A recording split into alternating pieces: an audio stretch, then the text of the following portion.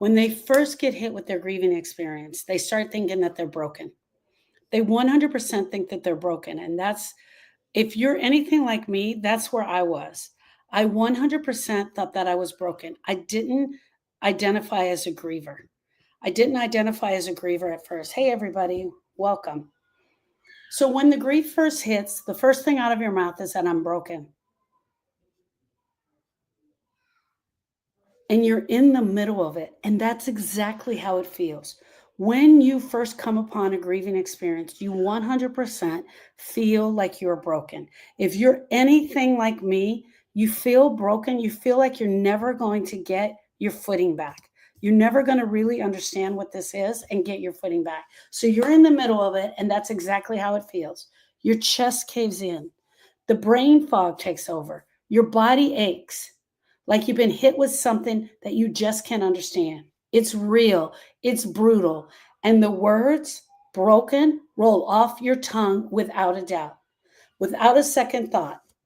And here's the truth. The difference between being broken and being forever changed. That's what we're going to talk about tonight. Thank you, Suzanne.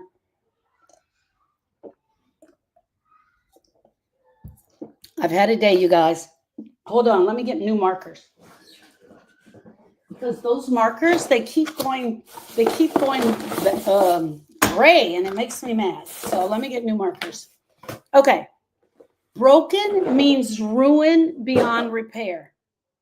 Broken means ruin beyond repair.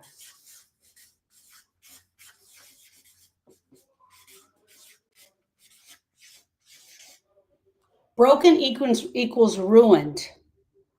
Broken says there is no way forward. No way forward.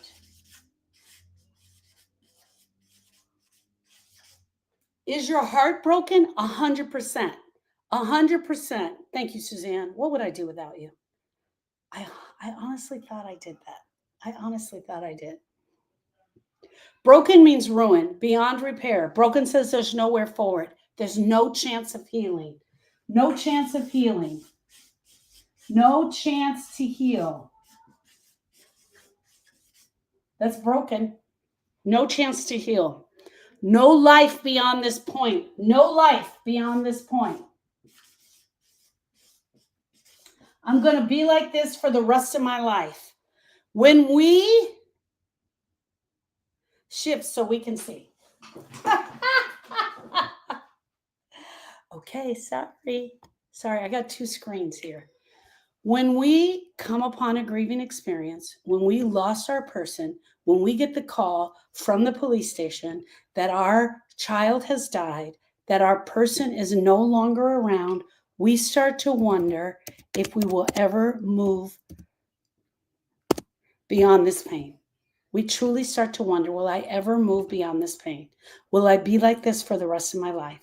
It's not just me. I know that we think this. We absolutely start to think this.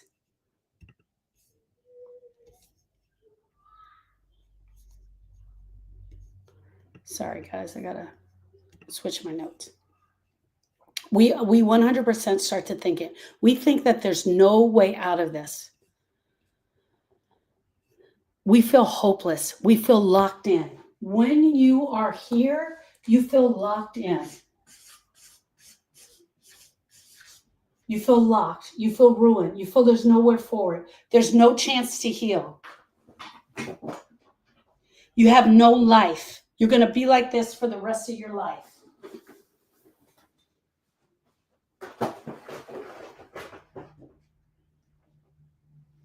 Okay. Now let me do changed. I'm going to flip the page. When you're changed,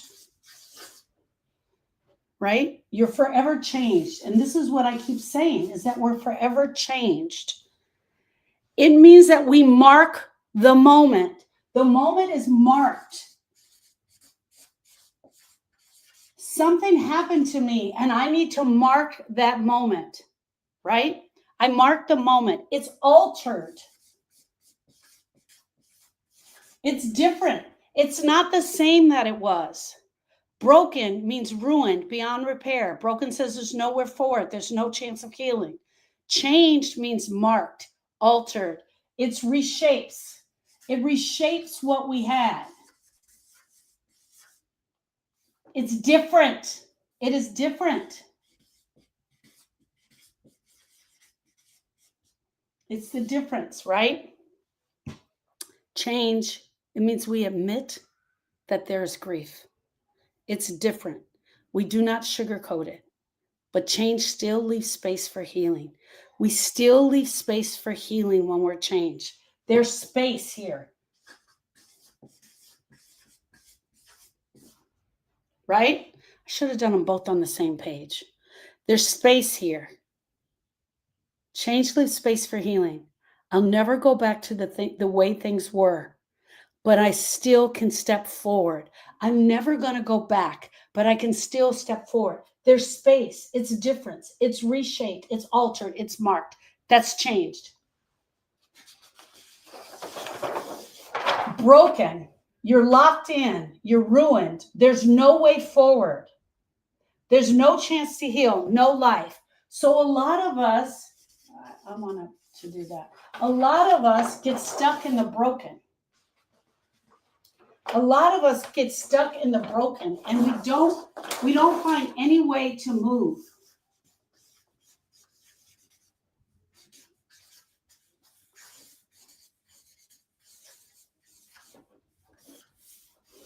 We can't find any way to move.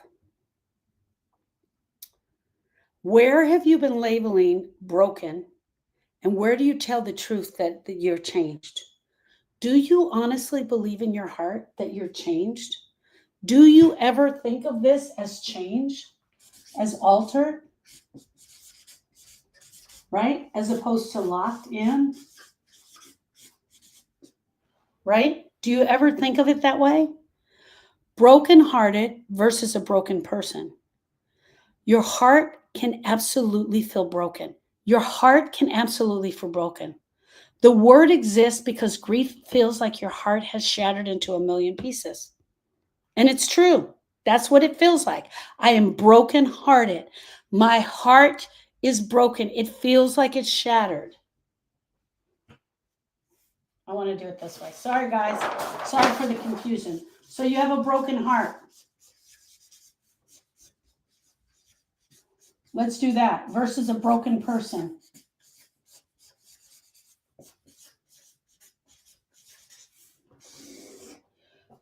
This is who we mostly think we are. We mostly think we are a broken person. There's no possibility of repair. Here, it's a broken heart. You're absolutely a broken heart. You're not a broken person. Your heart can absolutely feel broken. Your heart feels. It feels broken. It feels sad. Your heart is sad. It feels broken. There's tightness in your chest. There's waves that come along. There's emptiness in your home. And that's heartbreak. But here's the distinction. A broken heart is a feeling. A broken heart is a feeling. Being broke is an identity. Being a broken person is an identity.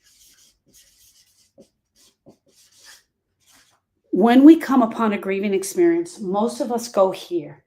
We 100% box ourselves into, I'm a broken person. I'm never going to get over this. I'm going to be like this for the rest of my life. As opposed to just having a broken heart. When you are a broken person, you wear it as an identity. You wear it all the time. If you guys have ever heard me talk about a grief queen, it's this. She's a grief queen. She is a broken person. You can feel brokenhearted today and still not be a broken human. You can feel that your heart is broken and still not have the identity of being broken. Your heartache, the heartache is part of the forever change. The heartache is part of the forever changed. This heartache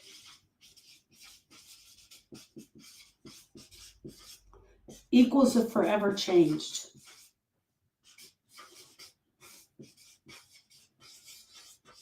That's what's different. Your heart is now different. You see things differently. You approach people differently. You say things differently. You experience things differently. You can feel brokenhearted today and still not be a broken human.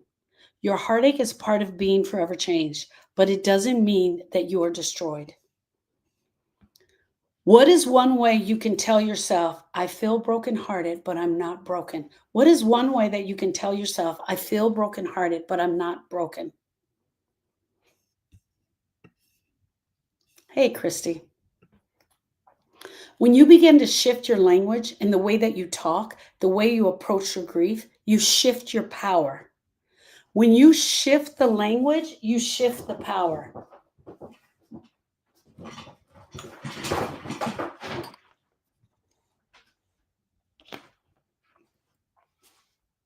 Sorry, guys. Just want to make sure both screens can see it. When you begin to shift the language, you shift the power. You stop agreeing with the hopelessness and you start agreeing with the truth. When you tell the truth about yourself and what's going on in your heart, when you tell the truth, you shift the grief. You actually start moving the grief. When you say, this hurts, I feel sad. And underneath the sad, I am mad and I am angry. When you tell the truth about yourself and you tell the truth about your grief, things start to shift. You're not same as before, and you never will be again. I wish that were not true. But that doesn't make broken. It makes you forever change because it makes you different. Because you will never take on the identity of the broken person, because you're the brokenhearted, you will be forever changed. And that, my friend, is the truth. And forever change still has room for peace, for love, for laughter. Forever change, you can still have peace. You can still laugh. You can still have fun. But the broken person, their identity, they don't laugh. Nope, they don't have fun because they live in this identity. There are so many women in these groups that keep coming in that are living in the identity of the broken person. They are living in the identity of the broken person, 100%. When you begin to shift your language, you shift your power. And you stop agreeing with hopelessness and you start agreeing with the truth and you start understanding that you are forever changed and you give room for peace, for laughter, as opposed to living into the identity. All right? Brokenhearted, your heart feels broken. Your heart feels. It feels broken. You can feel sad. Heartache, you have heartache, but you are forever changed. So when you catch yourself saying, I'm broken, I'll never be the same again, know that you're forever changed. Know that your heart is broken, but that brokenness can be repaired. And the truth is, you will be able to carry forward because forever changed, we can go forward. In brokenhearted, we cannot. Okay. Today I read a letter that I met from a beautiful lady who after not the masterclass, but the last Grieve That Shit, she actually wrote me a letter. One of the things that I want to do today is I want to show you behind the scenes. So I'm teaching you from behind the scenes. I'm actually going to teach the thought work that I normally teach in the weekend. I'm going to give you guys a little sample of that. And I'm doing that on purpose because I want you guys to get a little idea of what it's like to be in the Forever Changed weekend. When I did the last class of the semester, Stacy wrote me this letter. I read it earlier today, but she had a lot of questions. I asked her if I could break this down, and she gave me permission. Okay. My name is Stacy, and I've been following you for quite a few months. I lost my husband, Matthew, a little over a year ago. We were married for 40 years. He was my partner. He was my best friend, my safe place, the man who knew how I like to have my coffee, the man who would finish my sentences without me speaking a word. Losing him has left me forever changed, and most days I don't even realize myself anymore. She used forever changed because she's heard me say that. One of the hardest parts is how much grief has taken over my mind. I forget things constantly, appointments, where I put my car keys, even the names of people that I've known for years, and that scares me. When I tell you that she absolutely has had brain fog, she really went out and had tests. She's had CAT scans, MRIs. She honestly thought that the grief had sent her into early stages of Alzheimer's. They can't find anything. And she literally, bless her heart, she was repeating herself a lot in the conversation. She kept telling the same story. She kept apologizing. One of the hardest parts is how much grief has taken over my mind. I forget constantly. Now I could be standing in the kitchen with tears running down my face and not even remember why I walked in there. My brain feels like a fog. When it gets heavy, I go into Matt's closet and I can sit there for hours surrounded by his shirts, holding his jackets to my face just to breathe them in. The closet is the only place I feel close to him. It's like grief tricks me into believing that if I just sit there long enough, maybe he'll walk back in and smile at me the way he always did. What makes this worse is now how alone I feel. In the beginning, everybody asked about him. They said his name, they shared stories, but now it's like he doesn't exist. No one asks about Matthew anymore. People change the subject. They look at me like I should be better by now. Why is that? Why do people stop asking? I want to come to your weekend event, but I'm terrified. What if I fall apart in front of strangers? What if I finally let the pain out and can't put myself back together? What if I'm the only one still broken after time? There's so many questions that I have. How do I step forward when the person that has held my hand through everything is no longer here? Hey, EK, sounds like all the signs of grief. Yes. Yeah, that's what I should say. Sounds like you're grieving, Stacy. Um, How can I let go of the guilt that I'm still here? Stacy is from Instagram. She found me on Instagram, you guys. And if I do come to the event, how do I know that I'll leave? I won't leave feeling worse. Okay. So Stacy and I met and she had some other questions prepared for me and I answered those questions. So she gave me permission to share her letter. So I'm going to answer those questions here. Ugh. You guys, I have had back to back to back all day. Okay. How do I step forward when the person who held my hand through everything is no longer here? Okay, what she said in her letter is that they were together for 40 years, and every decision, every holiday when we talked, everything she ran through him. Apparently, they did everything together. Everything was just like whatever decisions were made were always made together. And now grief is the feeling of reaching out for someone who's always been there.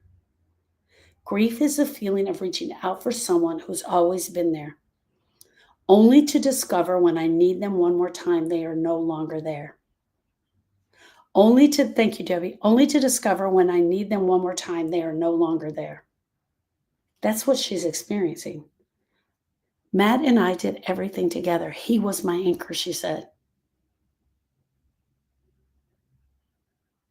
She feels paralyzed. These are the notes that I took. Like she was shoved off to the road and she doesn't know how to walk. Grief is a feeling of reaching out for someone who's always been there, only to discover when I need them one more time, they're no longer there.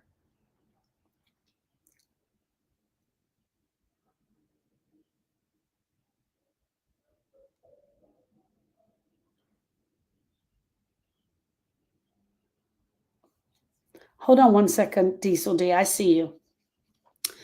You step forward. This is what I told her. You step forward by carrying Matt in your heart. But you can't carry Matt in the heart while there's so much pain still in there. His physical presence is gone. He is not coming back. I promise you, you guys, I wish I could change that. But that doesn't mean his love is going to stay gone forever. And when we are in so much pain, we bury down the love. We don't allow the love to be there. Healing means going through the pain and removing the pain of the broken heart. Healing means going in and looking at the pain. So she has Matt in her heart. But what's covering Matt is the pain. And what's in Matt is the love. But that doesn't come out because there's so much pain. And because her brain is playing a trick on her with the grief. So it looks just like this. It looks like this mashed mess going on. What needs to happen is that she and I need to go in and we need to remove the pain. We need to work on the pain and remove the pain. So what's left in her heart is Matt and love. We need to know what the thoughts are about the grief because the thoughts play a big part. Intellectual grief plays a big part. Healing means weaving him into your everyday life. Weaving him into your everyday life. Stepping forward, not erasing him. I never said we were going to erase him. I want you to be filled with the love of him. But you're never going to be filled with the love of him if you don't start looking at the parts where you're reaching out for him and he's not there. You're never going to be filled with the love of him. Her second question was, will the pain in my chest and the fog in my head loosen, or is this my new normal? First of all, I hate the word new normal. I personally don't use it. There's no such thing as new normal. People want to step into their new normal. And they use that title as if when they fall apart, it's okay.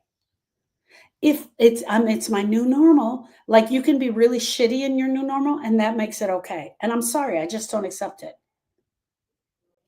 I don't have a new normal without Austin and Donovan in it. I have my life. I have my current situation. That's where I'm at. There's no new normal. I'm in my normal. It's not new. I'm in my normal. Stacey says, she said, these are the notes. She said she forgets where she puts her keys. She doesn't know what's happening when she walks in the room. She feels like a boulder pressure on her chest. Brain fog and heaviness can lift. It can lift when you do the work. Grief gets trapped in the body. Grief 100% gets trapped in the body. So we have a broken heart. And the grief can get trapped in here anywhere in the body, which starts to affect the brain. You seem confused. You don't know what you're supposed to be doing. When I tell you she couldn't keep a straight sentence going, she couldn't keep a straight sentence. Why I kept going with her is because she's had it all checked out. When you process the pain, when you learn how to process the pain, you give words. You give words to the things you don't want to speak. You give space. And when you give it space, it moves. Your body knows how to release it. It came here with the ability to release this pain. It came here with the ability to release. The fog is your grief alarm system. It's not that you will be like this forever. It's the nervous system. Hey, there's a warning here. I got to fog this brain out for a little bit so that to help you process it. Today in Honor Society, one of the things that we talked about most was the absolute processing of the grief. Sitting in that emotion for 1 minute. Sitting in the emotion of sadness for 1 minute. It's in there. What if I just let that be for 1 minute? What if I just let it be for 1 minute? What difference would it make? Okay. How do I let go of guilt? How do I let go of the guilt that I'm still here? That was one of the questions she asked. And I do this quite often. I often ask the griever, can I help you with the guilt? Can I help you with the guilt? Guilt, Webster's definition, is with intent to deceive or do harm. I think what happens with guilt, and this is the truth, is that we love guilt because it's like an umbrella. It's an umbrella of emotion. And we want to put everything under that umbrella. Every broken heart, everything that hurts us, we want to start sticking it under the umbrella. We want everything to go under the umbrella of guilt. We wear it we're so proud of it. I feel guilty. I'm guilty of this. I'm guilty of that. And the actuality, guilt is with intent to deceive or do harm. So I asked her, where did you intend to deceive him or harm him?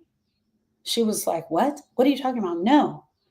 If you didn't intend to deceive or harm him, guilt, you're probably having some regret. What area are you having regret? What area in your life with Matt are you having the regret?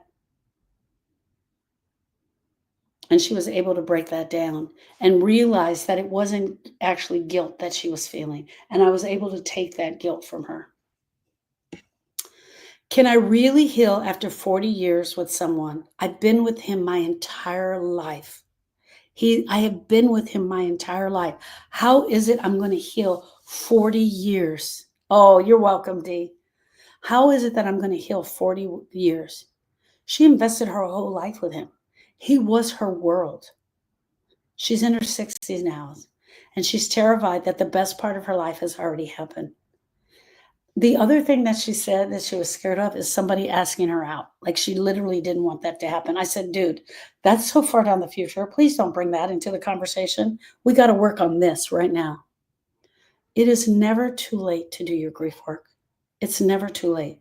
But I promise you, the earlier you do it, the better it's going to be for you because your mind is going to have all of those parts. Grief doesn't come with an expiration date. If she doesn't do this now and I meet her 10 years from now, she's still going to have this grief for Matt. She will still have this grief for Matt. It doesn't come with an expiration date, and it's not going to heal on its own with time. 40 years of love does not block you from healing. Because you've been with someone for 40 years, it doesn't stop you from healing. I'm not trying to erase year after year after year. I want to go in here and find the pain. What is the pain? What is incomplete with you? What do we still need to talk about? Where are you getting broken down at? And where is the love? Where is the love for Matt? And what does that look like? All right. Her next question was, if I come to your event, how do I know I won't leave feeling worse? Stacy spends hours in Matt's closet.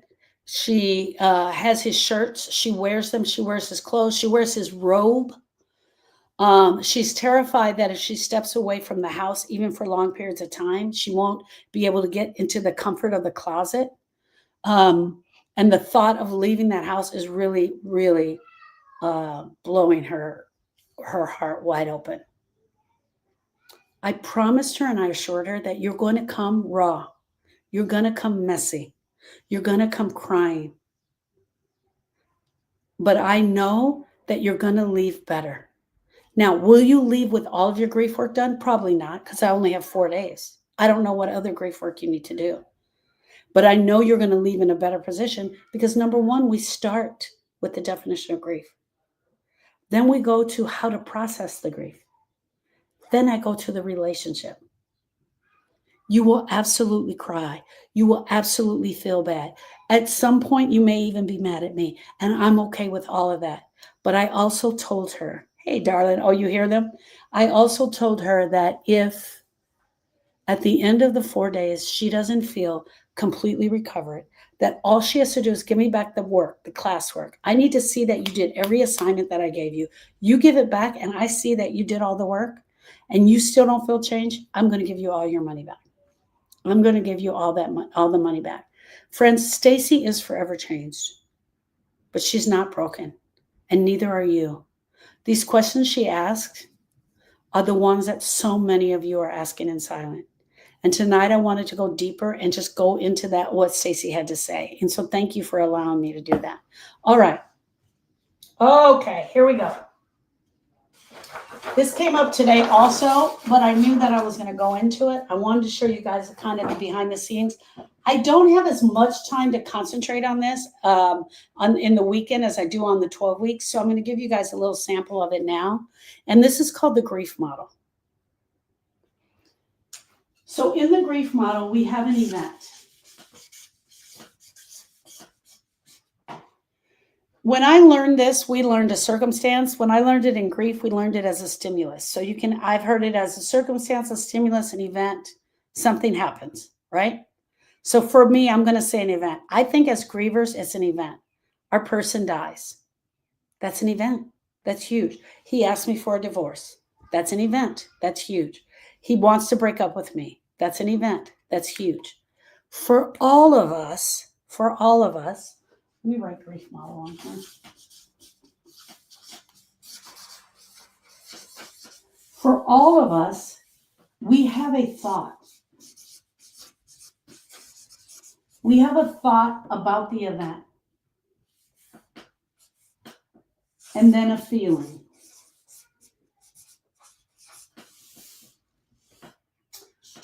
We then do an action. I'm going to break this all down. And we get a result. If you've done any life coaching work, you probably did this. You may even have done it in therapy. It is based on the cognitive behavioral therapy. Okay.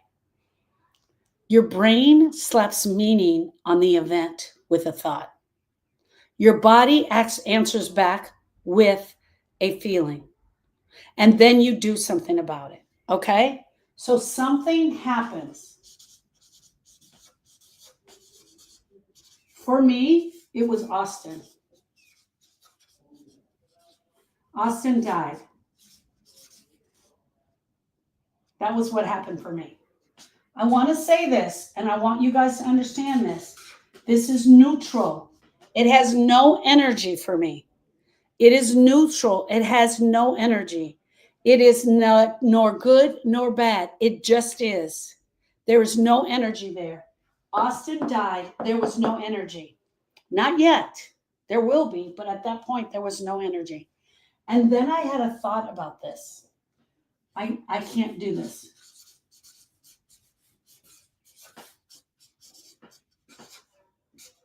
And that was my thought. And once I added a thought to it, Austin died. I can't do this. It then gave me an emotion. And the emotion I had was sad. This feeling, this emotion is the grief. Stay with me, guys, because I'm going to keep going.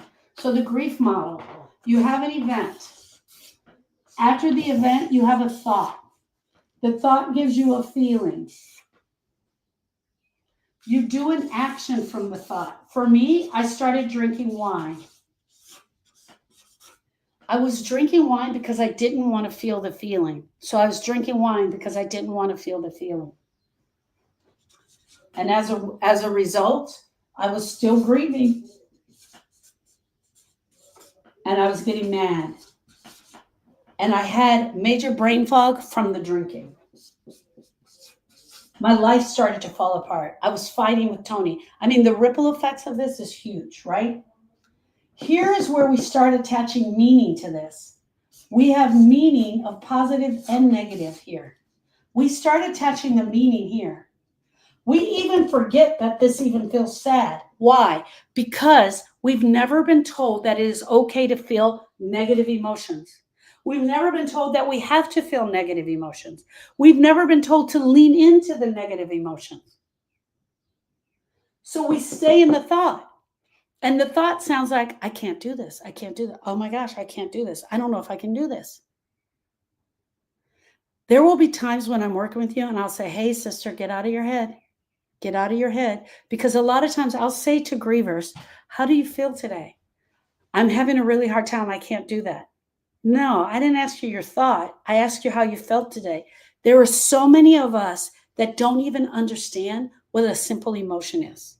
We truly do not even understand what a simple emotion is. And so instead of giving someone an emotion, we give them a thought. We give them a thought. Events are neutral as hell. They are a thing that happened, period. A thought is where we give the value. This is neutral. Here's where we add the plus or minus. Here's where we give the value. We say whether it is good or bad through our thought. It doesn't matter whether the thought comes in the forefront of our mind or is whispering in the back, a conscious thought or a subconscious thought. Doesn't matter. It's buried deep in our brain and it makes a call. Then we take that thought and we give it meaning with an emotion. In grief, most of the time, that emotion we give is negative. And from that, we start reacting. Our chest tightens, our stomach flips, our heart starts to race. Feelings are our body's way of saying something is wrong here. I heard that thought loud and clear, something is wrong. And then you start responding. Maybe you lash out, maybe you scream, maybe you shut down, or maybe you do nothing. But make no mistake of it, whatever you do, that is the action that you're taking to get away from this negative emotion. For me, it was wine. I still see. For me, it was wine. Okay. Why it matters in grief. Why does the grief model matter? Grief doesn't come from the stimulus. Grief doesn't come from the loss. Guys, please don't get offended. Grief doesn't come from the death. The moment the death happened, our life split in two, into the before and the after. And immediately we started having thoughts about it. The grief comes from the meaning that we attach to the loss. Don't get mad at me, right? But this Charlie Kirk that died yesterday, everybody's got a different thought about it. Everybody is attaching a different meaning to it. I don't want to get into politics here, but people are attaching different meanings to it. Some people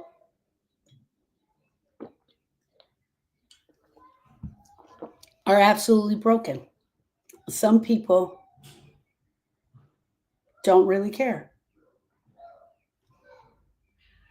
Some people are being really mean based on their thought. Suzanne said events are facts. Facts. They have to be true. Facts are truth. Yes, I don't want to get into that because then I'll really confuse them, right? Facts are always true. And we can tell a story about the facts. Okay. Your grief doesn't come from a stimulus. Here's the thing. Every thought you've ever had, good, bad, sweet, or sour, you've given yourself the feeling and the emotion for that. Every reaction you've ever had to anything, you've given yourself the reaction to that based on your thought and your feeling. Every reaction you've ever had to anything in your life, you've put that emotion on that based on your thought about it. The power is yours. Stimulus, something happens. It's neutral. It's just a fact. Your brain makes meaning out of it, good or bad. Oh, that's really good. Oh, that's really bad. Your brain makes meaning out of it, conscious or subconscious. Your body reacts. EK says, maybe your overactive brain is to blame for some of my overwhelmed feeling. 100%. 100%. But here's the other thing, EK. I think sometimes the thoughts come and we don't hear them. Why didn't he call me today? Why didn't he call me today? I can't believe he hasn't called me yet. And we're waiting for that call to happen, and the call never happens. How many times, hear me out on this, and I don't know if you guys have ever been here, but I'm just going to give you a scenario. Tony, my husband worked in the motion picture business, and so sometimes he would work late. Sometimes he would work late at night. How many times have you been calling somebody, your partner, your friend, your mom, your dad, your next door neighbor, and they're just not answering the phone? I remember times where I'd be calling Tony and he'd be working late on the set. He was supposed to be home at a certain time. And I was just calling him, and he wasn't answering the phone.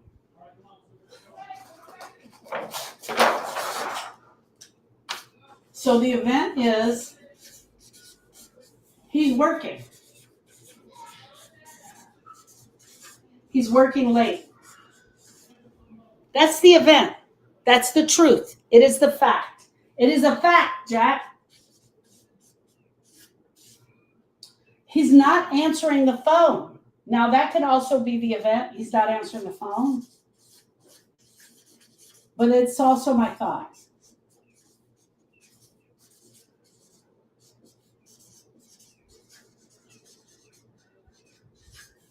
He's not answering the phone. So then my emotion is I start to get mad. I called him 20 times. Listen, all of those are thoughts. I called 20 times. Now I'm angry. He's with another woman.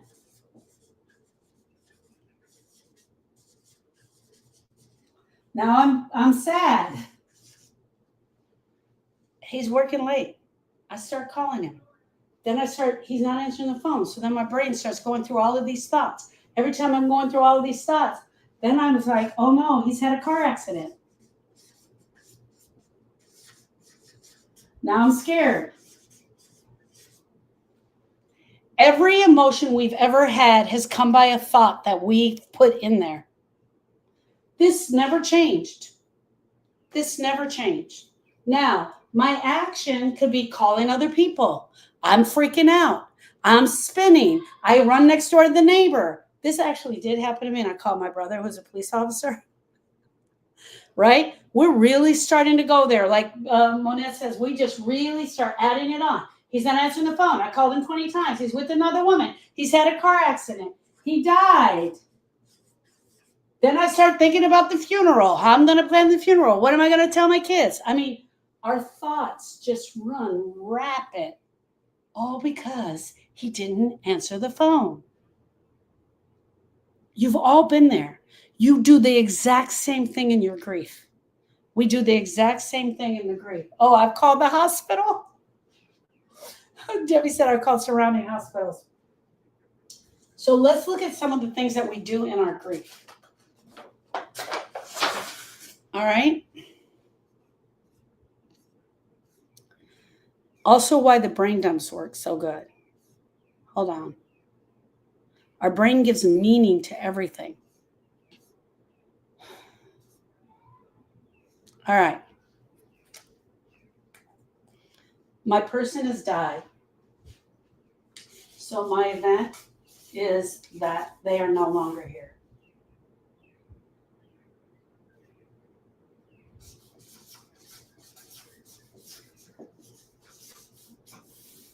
Bob died. I'm walking past the living room, and all of a sudden, I see the empty chair. I see the chair.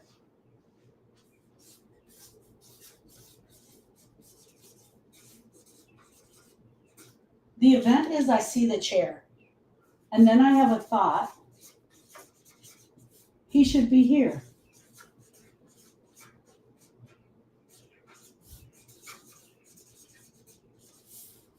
And then I have a feeling of sad.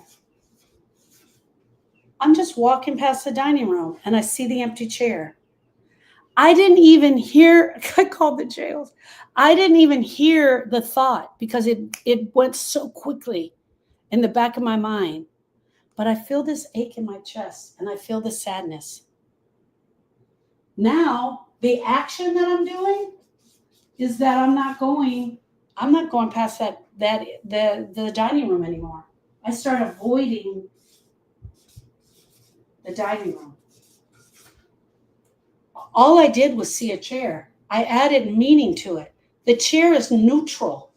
The chair is completely neutral, but I added meaning to it with my thought. I'm sorry, I gave it a thought, and then I added meaning to it with the emotion. And now I have this action. I'm not going past that chair anymore. I'm not going to go past that. So now the results that I'm getting is that I'm lonely.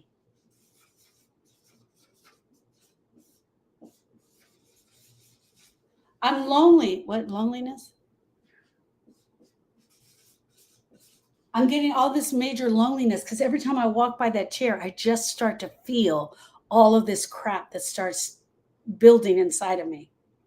This makes so much sense as to why I've been stuck for so long. Absolutely. You've been stuck in your brain and the emotions of it because you've got to break it out. Okay. Let's go through another one. Let's go through another emotion.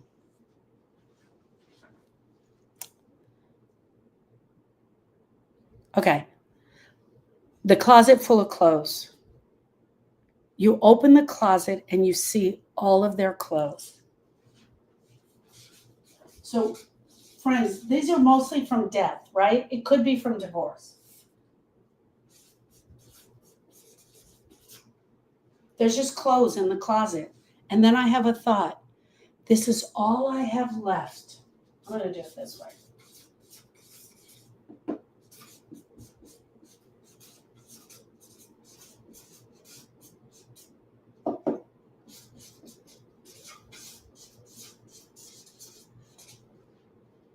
All you did was walk by the closet, or all you did was go in the closet. All you did was go in the closet to get a shirt, and you see his clothes hanging there, and you're like, this is all I have left. I guarantee you, you don't hear yourself saying this unless you're repeating it over and over again on loud. You don't hear yourself saying it. This is all I have left. Now you feel overwhelmed.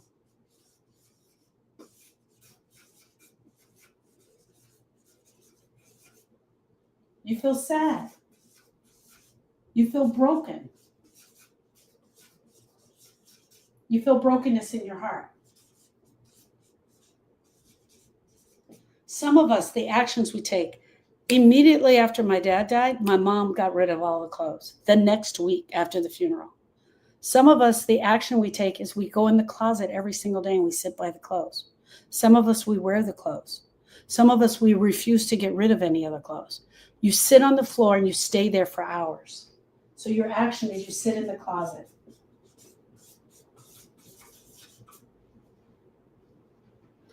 You see his clothes. You have a thought. It sends you an emotion. And then you sit in the closet. You stay locked in the past. For some of us, we stay locked in the past. We are reliving the loss instead of processing it. Can you also get angry? Absolutely. What if it's anger? What if you're like, now I got to get rid of all this shit. Now I have all this shit to get rid of. Think about it in a divorce situation. Any emotion can show up. Any irrational emotion can show up. Now, I want to show it to you this way.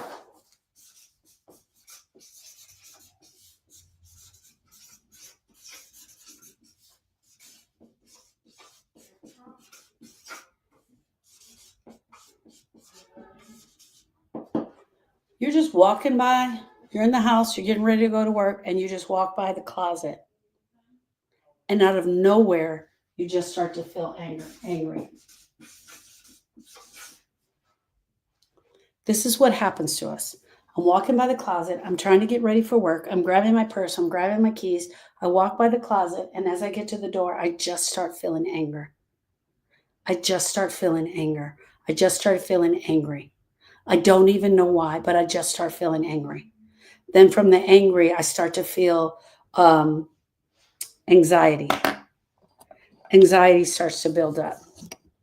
Hold on, guys. I got to plug in my phone.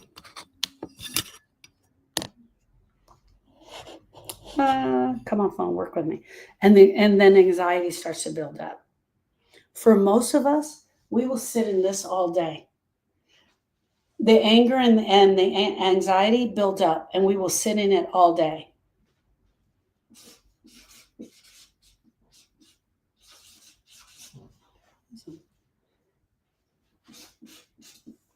We will sit in it all day. We even start telling our friends about it at work. And then the thing is, after work, we're like, I can't deal with this. It's been too much. And so we go to the bar and we start drinking. We start drinking our wine. Our friend even went with us. Because when I got to locking the door, I just felt angry. But here's what I want to tell you. If you stopped for a minute and ask yourself, why am I angry? Why am I angry? I'm angry right now. Why am I angry? You can play back. If you do it right then and there, you can play back that I just walked past the clothes. I just walked past the clothes in the closet, and I had a thought, you jerk. Why me?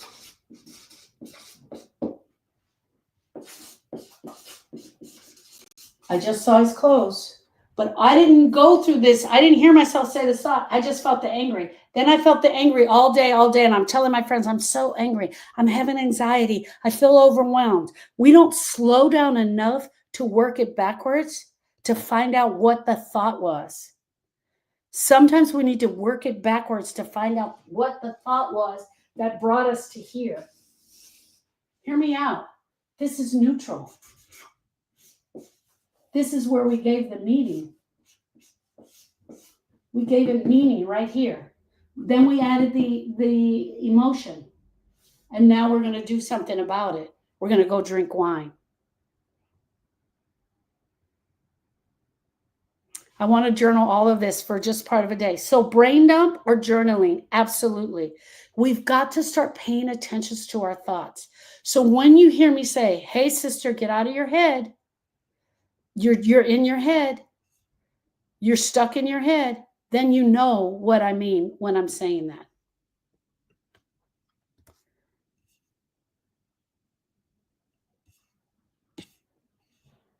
Okay.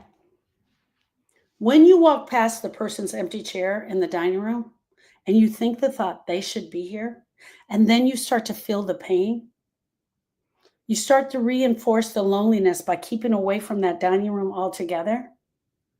Instead of avoiding it, sit in the damn chair. Go back in there and sit in the chair. Do not avoid it. Tell the truth to yourself. I hate that you're not here. I miss you so much. Cry if you need to. Do a brain dump if you need to. Write down your thoughts. Journal. Name the pain instead of running from it. Because what's happening here, let's go back to number one, which was the chair. What's happening in the empty chair? You avoid sitting in the room. You reinforce the loneliness by staying away from it instead of handling it head on. There are four main things that we do, right? When we come upon a grieving experience, we resist, we react, we avoid, or we pretend. We resist the grief altogether. We resist the grief. We react to the grief. We avoid the grief. Or we pretend we don't have grief. When you come upon that chair and you see that chair, you start avoiding the dining room. You avoid the dining room altogether. You don't even want to go in there.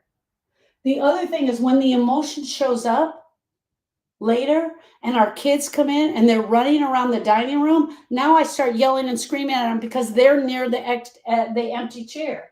So we are reacting.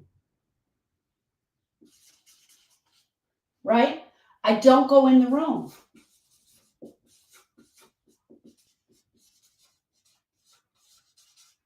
I resist any emotions that show up about it.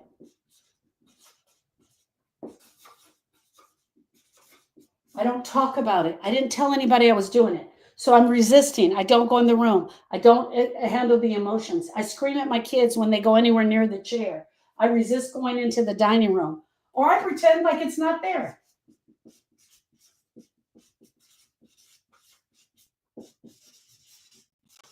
Or somebody comes over and they go right over and they sit in the dining room. I go back into the dining room and I sit in the dining room. I'm feeling uncomfortable the whole time I'm in there because she sat in his chair, but I'm not going to tell her. I'm just going to sit here and be miserable. Sit here and be miserable about it.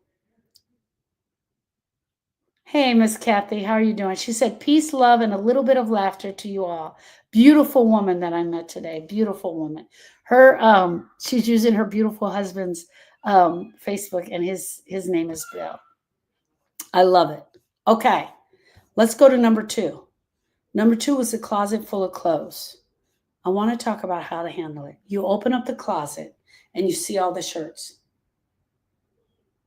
This is all that he left me. Then you start to feel overwhelmed. You feel sadness. You feel heavy. You sit for hours holding his clothes. You sit in the closet. I'm totally fine with you sitting in the closet. But here's the deal.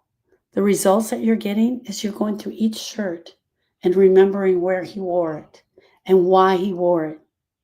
And you're reliving the loss of each shirt. You even start going to, every time you find a picture and you match it to a shirt, you bring it in there, so you set it aside. You do not have to force yourself to clean out the closet today. Instead, you can sit in there. You can sit in the closet, my friends. You can sit in the closet with his clothes. I'm okay with that. But set a little bit of a timer. I'm going to stay in here for 20 minutes and I'm going to grieve. I'm going to use this closet and his clothes as my grieving place. I love that. I'm going to sit in the closet. I'm going to do my brain dump in the closet around his clothes. I'm going to sit in the closet. I'm going to do my brain dump around his clothes. Excuse me. And I'm going to write a journal.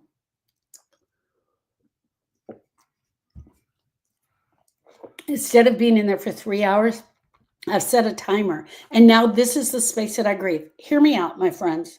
And I want you guys to hear this, and I want you to hear it clearly. If God decides tomorrow that he's going to take Tony Brubaker, I will 100% be not getting rid of his clothes, and I will use the closet as my place to grieve. I already know it. I'm going to go in there and be near the clothes. I already know. That's what I'm going to do. If it's me, that's what I'm going to do. If it's Tony, he will be getting rid of my clothes the next day. So whoever wants the shirt, you better get in touch with him. I'm not kidding. That's how fast it will move. It will move just as fast as my mom. Because sometimes what happens with us is that we have to get rid of the evidence as quickly as possible because we think the faster I get rid of the stuff, the faster the pain will go away. It's a lie that our brain is telling us. It's intellectual grief that our brain is telling us. Set a timer for 20 minutes. Sit in there and write, journal. Write what memories you have about the different pieces of shirt, the different shirts. Write what's happening in there. Process your grief instead of pretending not to have it. Cry, scream, yell. And Susanna's right. You do not have to get rid of the clothes. No one can tell you when is it time. No one can tell you but when it's time. Okay. A well-meaning friend, someone who you really know, says, "You are so strong. Don't worry, girl, you'll get through this." They come up and they make a comment to you. You have a thought about their comment, and your thought is, they have no idea how broken I am. She has no idea how weak I am. So even though that was still happening and people were telling me to be strong, I kept pretending to be strong. People were telling me, "Oh my gosh, thank God she has you. You're so strong," which only made me pretend even more.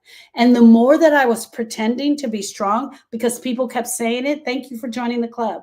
The more that I was pretending to be strong, the more I was avoiding the grief. The more I was staying away from the grief. And when we avoid, we use tools. And the more I was getting out the wine. She said, "You're so strong." I was like, "You have no idea." And then I had this feeling of anger and despair. I smiled. I pretended like I was okay. I pretended like I was strong. And the grief just kept getting stuffed down and stuffed down and stuffed down. And I was becoming lonelier and lonelier. When someone says to you, "You're so strong," and your thought is, they have no idea how broken I am, you start to shut down and pretend that you're fine instead of smiling through it and trying to be gentle and just pretending to be okay. You can tell the truth. "Well, actually, I don't feel strong right now. Actually, my heart feels broken. Flip the script on them by telling them the truth. Because by telling them the truth and saying the thing out loud, you're also telling yourself the truth. You hear yourself saying the truth. I really appreciate that. I really appreciate that. But I want you to know that I'm not strong. I don't feel strong right now. Because the more and more we pretend to be strong based on what they're saying, the more and more we get closer to winning the Academy Award. And the award goes to Sharon for acting so strong. And the stronger that we're pretending and acting, the more we pull away from the grief and the longer the grief will last. If you can't say it out loud when they say it, go write it out. Go journal it. Tell yourself the truth. Tell yourself the truth. I promise it'll make a big difference. Okay, I have 2 more, my friends. Number 4 is the event date. So the anniversary of their death is coming up. The anniversary of the divorce is coming up. The anniversary of the day you lost your job is coming up. You can see it on the calendar. You absolutely see that it's coming. And I'm going to tell you what you guys do because you tell me this all the time. The anniversary is coming up and you know what you tell me? I'll never survive this. You have the thought that you'll never survive this. I won't be able to go past this day. I can't do this. Oh, Suzanne reminded me, we changed the name. It's the milestone. The event is the milestone. I forgot we changed that. Suzanne and I are naming grief now. The anniversary, the milestone of the death is coming up. And you start having the thought that I will never survive this. You start feeling anxious. You start feeling dread. You start feeling restless. I know that you guys think this because you tell me this all the time. So what are your actions that you do? You cancel plans. You stay in bed. You're confirming to yourself that you're making the day unbearable. You're making it even harder for yourself. And I'm telling you, it's going to come back next year because you're going to react out of it. What should we do instead? Instead, you flip the ritual on its head. Instead of letting the date crush you, plan something small. Plan something with intention. Light a candle. Write a letter. Write a letter to him. Make their favorite meal. Go to your favorite restaurant. Have the wings. Do the thing. Come up with a plan. Claiming the day doesn't erase the pain. I want you to hear that. Claiming the day doesn't erase the pain, but it keeps you from being crushed by it.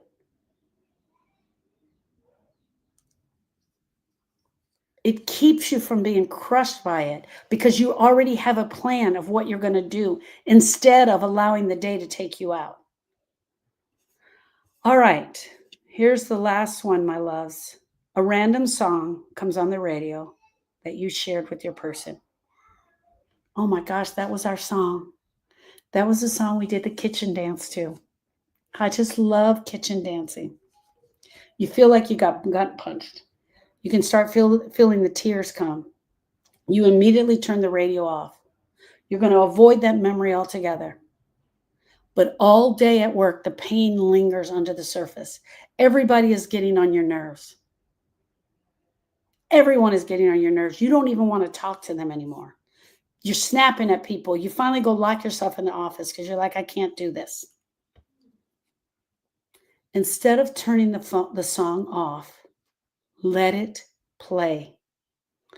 Do you hear me? Let it play. Cry. Dance. Scream. Dance along with the song and let the grief just be there. All you've done by turning it off is avoiding and pretending that that song doesn't exist anymore. Write down the memory that you had during that song. Where were you? How did you feel? Why does that song matter? What are the words of that song that really matter? You're going to take control of the grief by doing this. And you take a piece of the grief. You take a piece of your grief story rather than slamming the door on it. You're actually in the grief, living the story, and it just becomes this thing that you lean into and you go with. as opposed to making it the worst thing ever and pushing it down.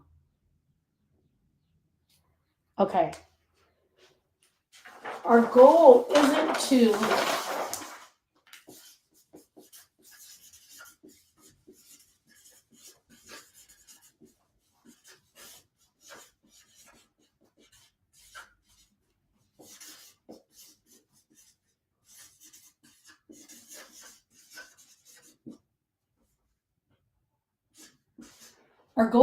stop on each one of these. Oh my gosh, there's the thought. I found the thought. Now I can stop. Oh, there's the feeling. I found the feeling. Now I can stop. Our goal is to learn what these are and to go with them. Go with them. Allow them to flow in you because they are making a huge difference in your grief. Friends, when I tell you that so many of us are stuck in our grief because of our thoughts, we are stuck in our grief because of the thought, I will never be able to move beyond this pain. Because of the thought that I can't do this without them, it keeps us stuck right there in our grief. The goal isn't to stop the chain at any point. You cannot stop the grief model. It's going to go and it's going to play because the truth is we have 40 to 60,000 thoughts a day.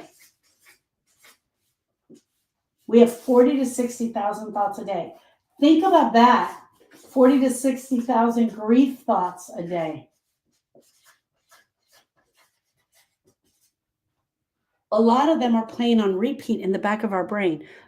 Friends, when I sit with you and I ask questions over and over again, the reason that I'm asking the questions is because I'm trying to help you find the thoughts, the limiting beliefs that are in the thoughts. I can't do this without them is a limiting belief that is stopping you in your track of your grief. You can't stop the thought from coming. It's going to hit you. The thought is going to be there. You can't stop it from firing because we have 40 to 60,000 thoughts a day. Look, we're out there, we're at work, and we're having to collect these markers. And that's what we do is we collect these markers. And so I know I got to collect these markers, but it's such a mindless job that my mind starts to wander. And my mind starts to wander and I start thinking about him. What was it like when he was here? What was I doing? How many times did I say this? Why didn't I say this? Why didn't I run through this? Like you're sitting there in your mindless work. This is what happens when we do the dishes, right? We're just sitting there with the dishes. And we just are washing the dishes. It's a mindless job. We've done it 100 million times. Well, guess what isn't doing mindless work? The mind. It's going 100 miles an hour, and it is sending you all of the thoughts. And the next thing you know, you're just sitting there washing the dishes, and then you feel so sad, and tears just start running down, and you didn't even realize it was because of a thought. You can step into the thought and decide how you're going to deal with that feeling. You find the thought, you find the feeling, and that's where the grief starts to shift because you start owning every part of it, and it is not owning you. And right now, it is owning you 100%. It is owning you 100%. This is the grief model that I teach in grief healing. This is the grief model that we use to break down the grief. That's why I'm a workaholic for years. Yes, because you're trying to avoid the thoughts. That's why I watch mindless TV. Think about that, doing the mindless dishes, doing the mindless job. Because I don't want to think about this. The other thing is, Miss Debbie brought up a really good point. Having the TV play in the background, I don't have to hear the thoughts if I have the television playing in the background. Not the songs, she said. We talked about this today. Absolutely. Absolutely, we get stuck in our grief. We have to understand this about the grief. These are major things about the grief that the average person is not learning about their grief. All right. My family would say, tough old bird, you're the strongest woman we know.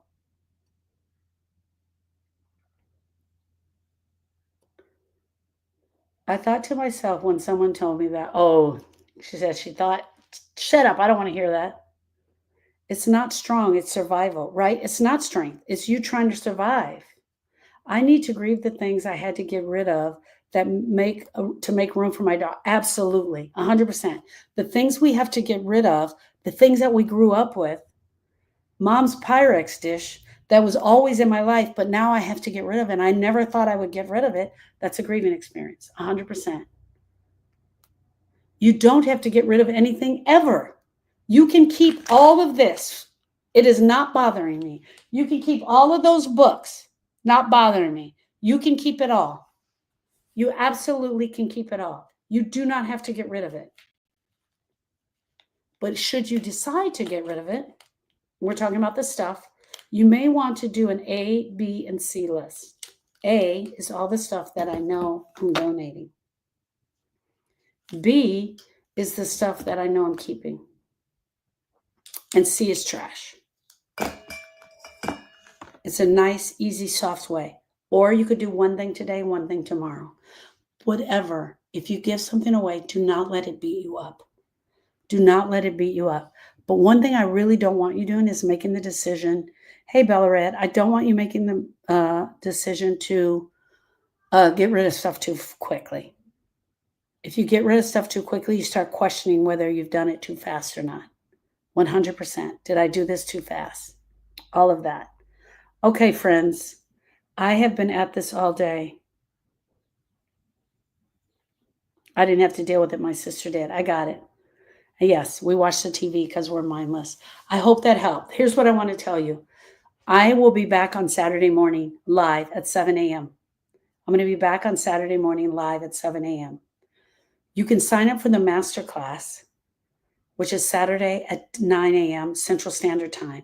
I'm going to be live at 7 a.m. Central Standard Time. You can sign up for the masterclass for Saturday. You go to the link in the bio, you tap on my picture, and you tap on the picture, and you sign up. If it doesn't say masterclass, it might say grieve that shit. The link might say grieve that shit. If you haven't signed up yet, sign up for the grieve that shit. It might still be in there. Hold on one second, you guys. I'm going to see if she changed it. They lost their electricity today, so I'm not sure. Oh, I'm so glad it was helpful. This is a little bit of what I teach in the class. This is behind the scenes, you guys. This is absolutely behind the scenes. So Saturday is the master class. We're going deeper in the difference between broken and grieving. It says grieve that shit masterclass. It's grieve that shit masterclass. Somebody said it wasn't in there today. She may have changed it. It's the grieve that shit masterclass. She asked me if it was still going to be called grieve that shit. So you'll sign up for the Grieve That Shit Masterclass. It's Saturday at 10 a.m. We're going to go deeper into forever changed versus broken. Today I taught the stimulus. I'm going to add on to that. I'm going to teach a little bit deeper the processing plan, how we process the grief, why we process the grief. I'm going to go back into a little bit of the resisting, the reacting, and avoiding on Saturday. I'm going to do a little bit deeper than in that. So I will be live at 7 a.m. The masterclass starts at 9 a.m. 9 a.m. Central Standard Time. I also think I'm babysitting Saturday, so it may be really loud in here, but you guys will have to deal with that, right? We all will have to deal with that. All right, my loves, I will see you all Saturday morning. If you need me, you know how to reach out to me, but I will see you on Saturday morning. Thank you, friends. Bye.